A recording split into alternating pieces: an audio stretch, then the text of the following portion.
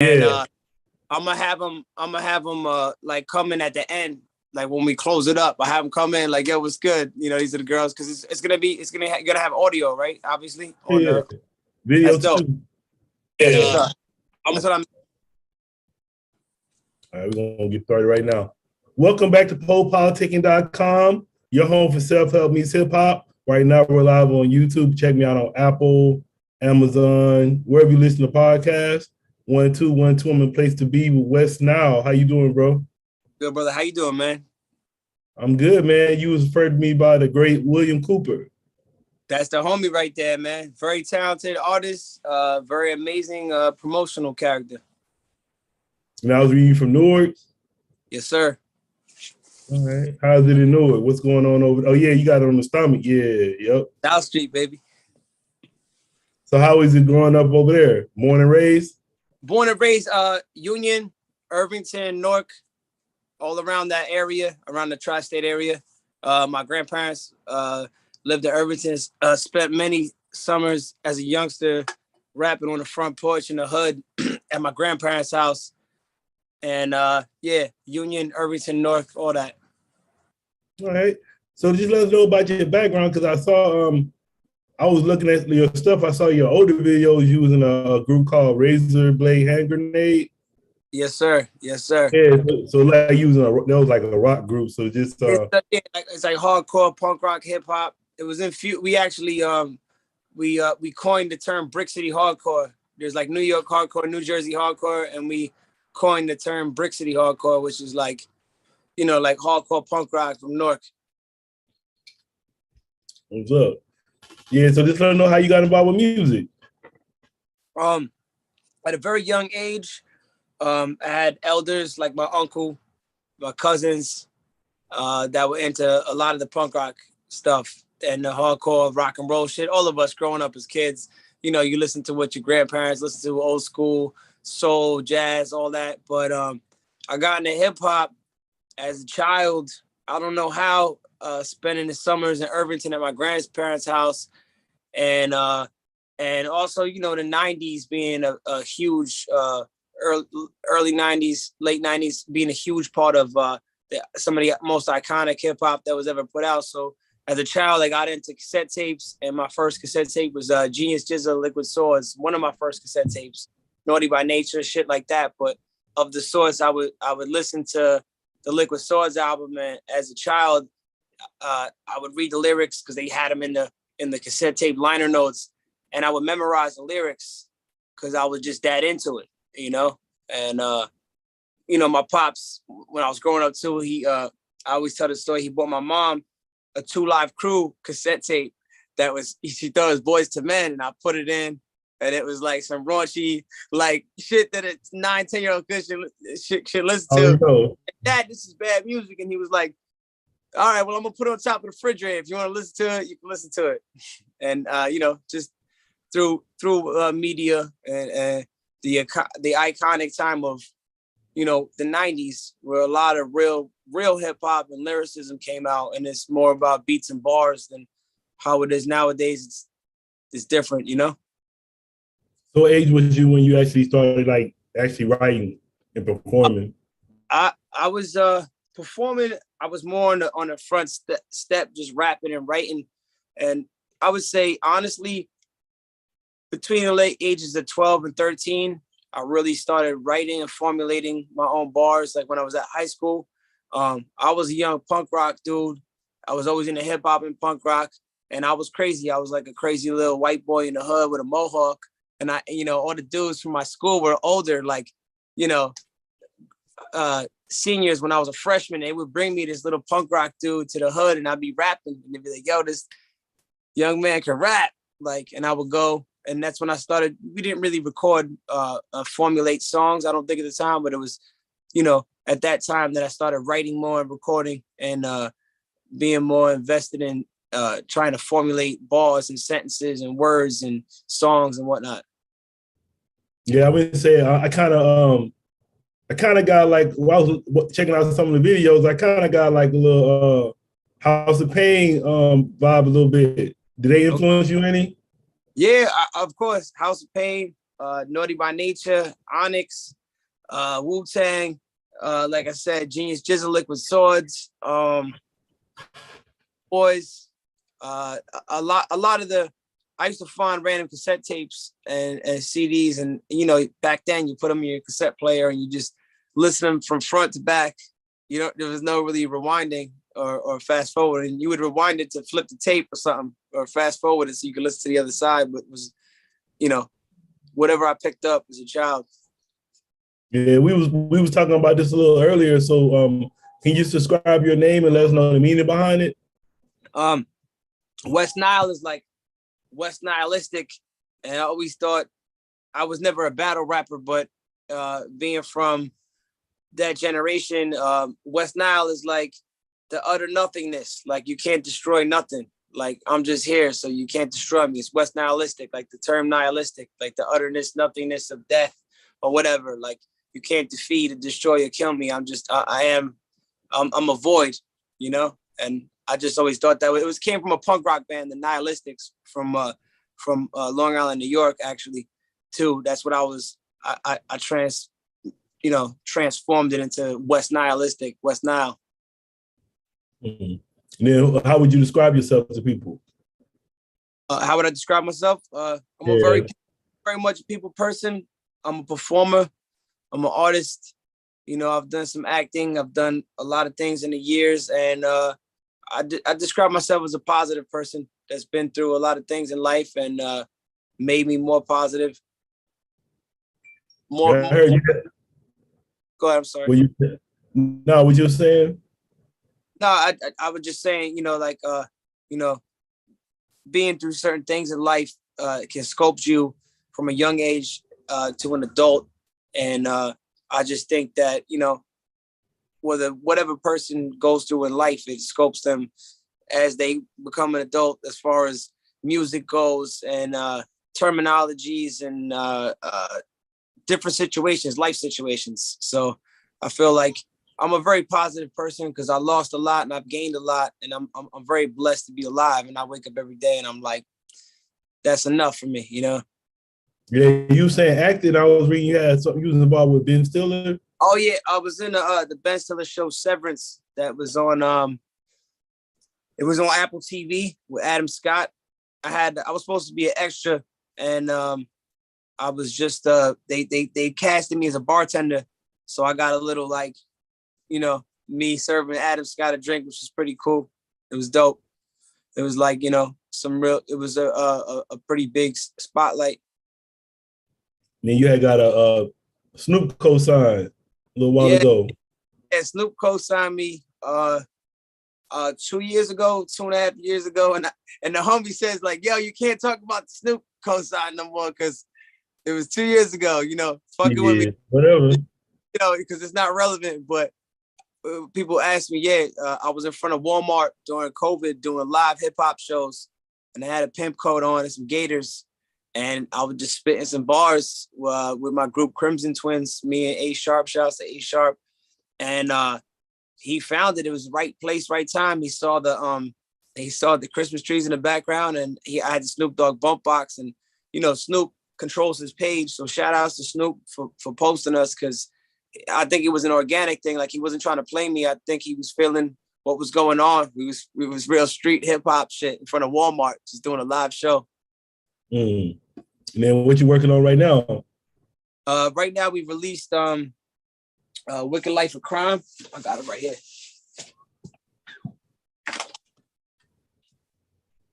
Let me grab a copy.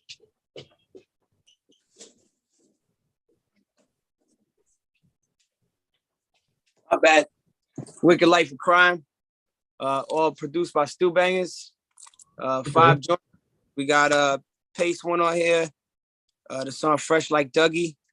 Featuring Gore-Tex from Nonfiction at a joint, and my homie Berserk. Shout out to Berserk and Chubbs from Boston and New York. It's a dope 5-song EP produced by a Grammy Award-winning artist, Don Cheeger. He's fucked with Beanie Siegel, Ludacris, 50, Chris Brown, people in that name. And it's a dope project, man. We just dropped a new video, and we're doing pretty good numbers right now. Hey, speaking of the video, I was about to go into it right now. Can you hear me? Yeah. That's dope. You can pull it up like that. That's ill. Yeah, I would say you want to talk about it a little bit. And yeah, a lot of eye candy on there. Yeah, man. The girls were just here. They're gonna pop in at the end of the video. They went on a walk. I told them two of my girl and my homegirl, that are in the video. They were just chilling in the backyard in the pool right now. So they're gonna pop in later on and say what's up. But it's all homies, you know, all homies and sisters, you know, that were part of this project. And it's just some raw, you know, dope hip hop shit. Everybody going through it right now. All right.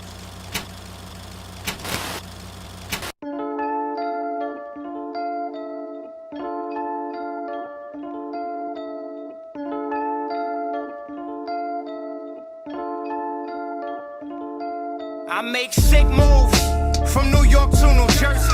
Merch in the back seat, do 2 for 30. Catch Rick on the set, demolition derby. Word was you talking shit, I heard it from a birdie. Your chicken fact, that bitch who did you dirty. So fuck the raps, I'm just here for the journey. Who's crying now? Collect the cash and quit it early. You can walk away or leave wounded on a journey. We at war now, execution, no mercy. Stop puffing up. We can see you're not sturdy. Leave the chest wet. Blood red, devil's jersey. Nihilistic means I'm dead already. You can't hurt me. Dead set on that number though. I'm kinda nerdy. Calling church with the click, yeah. No clergy. I do more than just spit shit. I'm mad quirky. Bitch brand new out the box, kid. She mad perky. Ain't trying to take it there. And if you want, I ain't playing fair. Leave you on the cold pavement. With a vacant stare, take it there. I'ma let you know I ain't playing fair. Walk with has a little bit of wear. I spit sick grooves, get him ill like perk dirties. On the mic, I'm like this chick, all dirty. Your hoe keeps hitting my line. She's so thirsty, but she ain't on my time. She too flirty. I stay on my grind, sipping, never swervy. Flip a 360, you only do a 130. Do me wrong, I'm shotgunning. Hunt you like a turkey. My bitch the best, yes, ass and titties so perky. These other chicks fake robotic like Furbies. Too much work on their face, looking like a Fergie. See, I ain't fighting, cause I'm too old. Rock only stainless, no gold. Cock aiming at that top dome. You startle easily, like Stockholm. Cops calling, but I'm not home. Blocks calling, stack, like Dow Jones. Ain't trying to take it there. And if you want, I ain't playing fair. Leave you on the cold pavement with a vacant stare. Take it there. I'ma let you know I ain't playing fast. Thing I walk with has a little bit of wear and tear.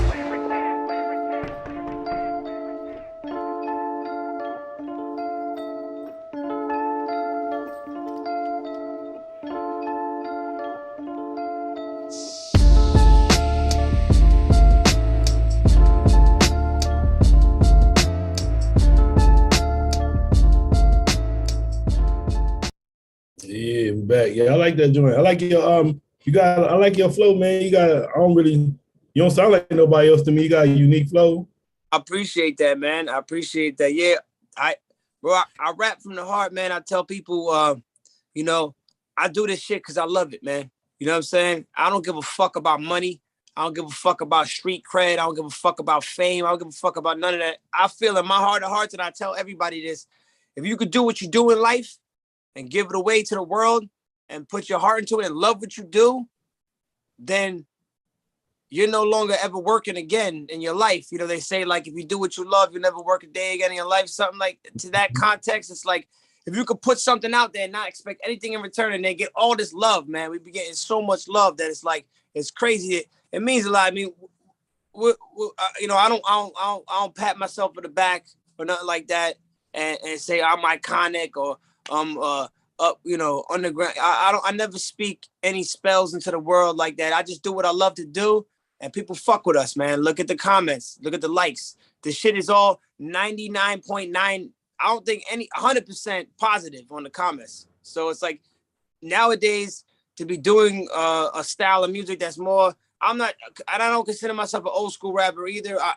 Someone referred to me as old school because I'm old. I'm 37. You know what I'm saying? I don't look 37, but I'm 37. So I come from a different time, and that's it, man. I'm not trying to ramble. I do what I love, man. I want to put that shit out to the world and put out quality music, man. Quality hip hop, real hip hop for the people. Cause that everything I speak is real, man. I don't talk no, weird tongue on some falsified shit or rap about shit. Like I said, homegirls are gonna pop right back in. The girls in the video are here right now. we doing this. This is all family. You know what I'm saying? This is like we hustle together. We make money together. We sell merch. We sell music. You know what I'm saying? Like I'm a working class motherfucker, bro. You know what I'm saying? I speak for the people. I'm saying, what do you love about music the most? I like how it helps people and makes people smile. To be honest with you, man, like I've done a lot of music, a lot of like hardship type shit, and people tell me like, man, like your music helped me out in life. You know what I'm saying? Like I was going through a time, and I was able to connect with your music, and it's a reality to them. And that's to me, to perform in front of people and make people smile. That's all I care about, man. You know what I'm saying? Like, I just want to do that, and that's it. Like that, this is that simple. Like, there's no like real equation to it. It's just like put out dope shit, make people smile, and I'm happy. And what is hip hop to you? Man, hip hop is life, man. Hip hop is my life growing up. And people could argue between race, culture, and separation, but people don't want to be unified. I grew up. I'm a part of an anti-racist movement. I'll just say that. I can't say no names, but I'm a part of something that's against all this separation, man. Like we got to come together as a culture. Hip hop is culture, community, a revolution to me, man, and life. It's my life, I'm really from this. I don't speak on things that I don't know or talk on places I've never been. I lived on South Street in Newark. There's a documentary called Life of Crime. That's why I called the album Wicked Life of Crime. That block's my block, my warehouse that I lived in, that I showered on a loading dock. That's in the video, that's, real talk, and people know, it's not a secret. People know people know where I'm from, know what I'm about. And I, I'm a very positive person, man. I don't try to flex. I don't try to do shit. That's why I go there and I'm good. I go to Irvington, shoot a video. I'm good. Pace wasn't with me when I shot the beginning of the video. That's when I recorded at my grandparents' house. They were looking at it as kind of funny when Pace actually pulled up because it was almost like two of us were flexing, but like, they respected me. Homeboy was in the bodega, came out. You see in the video, he's like, "Yo, cameraman, give me counting this money real quick." He was trying to rap over me in the video, and I was just I stayed rapping on the milk crate in front of the store in the bodega in the hood, off of Melrose and everything. But yeah, man, hip hop is life, man. I'm sorry, I don't mean to go off on a tangent. My bad. Hip hop is life. Hip hop is reality, man. It's the world we're living in. Yeah, I'm gonna say, how old were you when you got your first tattoo? 14. So you rocking the Bam Bam Bigelow now? Yeah, man. I'm blasted, bro. Fully blasted. You reap what you sow. What made you keep getting so many tattoos? What was your first tattoo? Then what made you get more? My first tattoo was this infrared skull. This is a punk rock band without that other shit around it. And it's like a punk rock band from UK 82, like that era in England and shit. And what made me get more, I don't know, man. I just thought it was badass as a kid, like I was 14 when I got tattooed. 14-year-old kids were getting tattooed in 1999 or whenever the time it was I was getting tattooed, early 2000s. There was no younger kid. It didn't pop off. Tattoos weren't like that, I just not got in my head now. So how did you get a tattoo at 14? I just thought about that now when you said that. I just thought about that. Like, oh yeah, you said 14. I was staying at my boy's house, right? In Cranford, and we took the train to Manhattan. I got the ID upstairs. And the tattoo downstairs, it's like pre 9/11, I think. So like, they had like the it was a Vermont operator's license with the hologram shit. Like they weren't scanning shit back then. It said William Carps. And I went and got the tattoo downstairs. The ID was, I don't know, whatever, $60, $50, whatever it is. And then, I got blasted up downstairs. And it was kind of like some underground shit. And I remember going home, my mom's like, yo, what's that on your arm? I'm like, oh, it's a fake tattoo. And then like she tried to like rub it off. She's like, are you crazy? You're 14 years old. Tattoos? You out of your mind? Like, and I'm like, bah, it's all right. And then she took me for a tattoo the next year. Like I was 15. She took me, you know what I mean? Like it wasn't, I think my parents adapted to it quick. Like they knew like what path I was on or some shit, I was a troubled kid. How would you describe your creative process when you're making music? Oh man, it's one of two things. Either I got to be by myself and be either really happy or really mad, or when I'm put in front of people, certain people, I produce a certain amount of material, like Pace asked me to do a certain style. He's like, I need you to do this shit like this. He's like, I don't want to make it sound like that, but I need you to do it like this. And I'll execute it, like getting put on the spot, like, you know what I'm saying? The spotlight, like, all right, now it's time to produce something of a high caliber of lyrical content, not just some average shit. Yeah, I see you do a lot of, you had a couple of songs with Pace One. Yeah, I knew Z and a lot of some of the outsiders from back in the day. I actually never met Pace back in the day. I was probably, I want to say 20, 22, 23, around that area. And, used to kick it with them. My homie Toast, shout out to my homie Toast. He was the one that was like, yo, you should do a song with Pace. And I'm like, all right, like, well, what's up?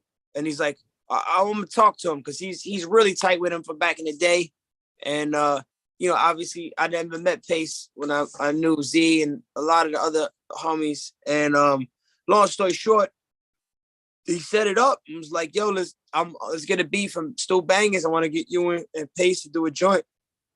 And the first joint we did, I believe, if I'm not mistaken, wasn't a Stu Bangers joint. It was one of our own, Berserk, I believe, made the beat on that. But we did Catch a Body, and our creative process, when he came back to the house, he was like, man, you guys are like, this is like the shouts to John Lewinsky from All I Know Is Goon. Me and him worked so well together. We did 6, 7, 8 videos at this time, I believe, since the beginning of COVID. And I'm rambling, but long story short, again, short stories never long. Pace said, yo, you guys are like, I'm watching how you guys are doing things, and it's like, you guys are fucking making movies. And they came back to the crib, we was drinking, chilling. And I said, Pace, I don't want to take up any of your time, no disrespect. Like, you don't have to leave, but you could chill with us. He's like, bro, I'm watching you guys edit. We started editing that day. And he was like, blown the fuck away. He was like, this is crazy. And he was like, came in and they started watching. Like, cause I was on my shit, I'm like, we got to get this done. And we're about to shoot another video right now off this album, The Wicked Life of Crime joint. And we're going to go back. It's going to be all shot in Panasonic, old school film style, with like fish lenses. Like, no, it's not going to be no high definition shit. So it's going to look like almost like that documentary Life of Crime on HBO that just came out, based off my blog. What's up? Then what are some of your interests outside of music? Outside of music, I tattoo. I was gonna be a full-time tattoo artist. I could tattoo. I only tattoo homies and family. To be honest with you, I don't do no pay stuff. I'm a very well-rounded tattoo artist. I was in a book for hand poking, and my head was in a book on the job site. Shout out to my homie John Reardon. It was like in a book that was in Barnes and Noble. I started hand poking before I started doing this, but I don't know, man. Just living life, bro. Enjoying my time here, man. My hobbies really are music. I don't have really too many hobbies outside of music. If it's not music, it's all related to music in some way, shape, or form. What's hand poking? Hand poking is like pick and poke. Like these are some of the first joints I did tattooing on myself, like like prison style, like stick and poke. Yeah. I used to work at the shop, so I used to clean tubes and make needles, and they were my homies that worked at the shop, and like my apprenticeship wasn't taken like serious as it should be, and they wanted me to build a machine, and my homie gave me a machine, so I wound up tattooing. But I started like making needles, and I'm like, fuck this, like I'm gonna take needles home and just start like doing hand pokes, you know what I'm saying, like stick and pokes, and I got really good at the it's the density of like your skin and the needle and the ink, the way how it hits your skin is it's an art craft, you know what I mean? It's definitely I have hand poking tools actually, like I have brass pieces and stuff, but I don't know, the hand poke is more personal. And it's very tribal orientated. It's very much like a more personal. You got to sit there and get to know the motherfuckers, not like zip zap and you walk out the door. You be watching that shit like Ink Masters and stuff? Yeah, you know what's funny?